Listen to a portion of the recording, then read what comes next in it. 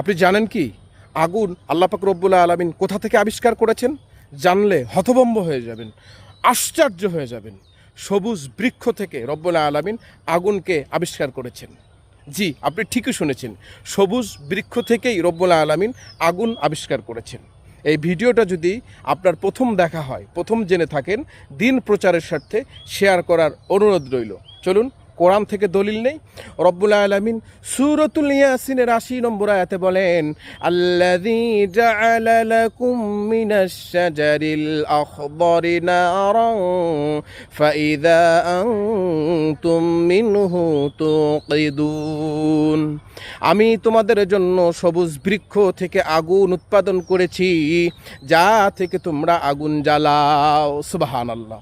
এই আয়াতের তাফসির ঘাটতে গিয়ে আমি পেলাম সৌদি আরব দেশে দুইটা গাছ আছে, একটা নাম হলো মারখ আর একটা নাম হলো আফার।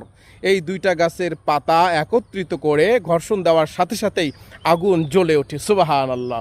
রব্বুল আলামিন সূরাতুল ইয়াসিনের ৮০ নং আয়াতে এই গাছ দুটির কথাই উল্লেখ করেছেন।